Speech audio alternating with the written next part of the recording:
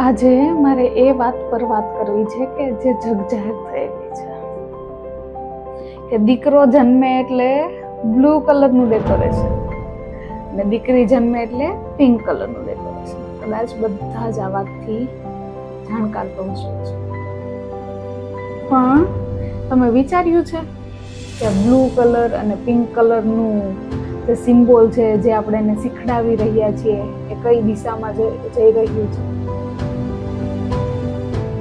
કે pink colour છે આપણે સ્વીટ, સોફ્ટનેસ, કોમળતા, નરમાઈ, મીઠાશ એના માટે વાપરીએ છીએ.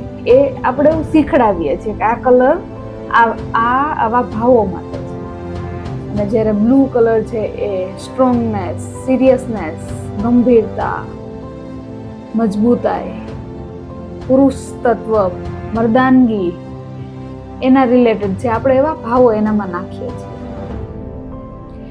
તો બ્લુ કલર છોકરાઓ માટે વાપરો છો, દીકરાઓ માટે વાપરો છો તમે, એટલે અત્યારથી જ બાળપણથી જ એને આવા ભાવો નાખી રહ્યા છો. અને પછી વિચારશો કે મોટો દીકરો થાય ત્યારે અમારી પાસે બેસીને બે પ્રેમની વાતો કરે, અમને પંપાડે. તો આવા ભાવો નાખ્યા હોય તો આવી વાત કેવી રીતના થશે? અને સેમ દીકરી માટે જ પણ એ છે.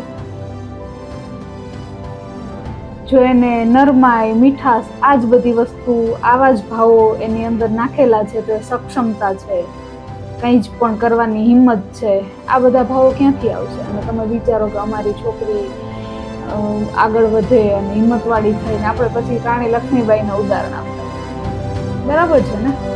તો બાળપણને બાળપણ જ રહેવા દઈએ ને. થવું હશે થશે મોટા થઈને, કે જ્યારે એની પરિપક્વતા આવશે, જે ફેરફાર બાયોલોજીકલ થવાના છે થઈ જશે સાથે.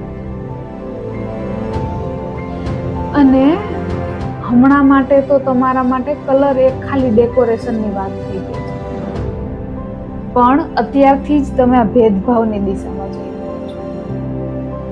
આ વાત કલરનું ડિસ્ક્રિમિનેશન છે, ભેદભાવ છે, ફેરફાર છે, મને તો વ્યાજબી નથી જ લાગતા.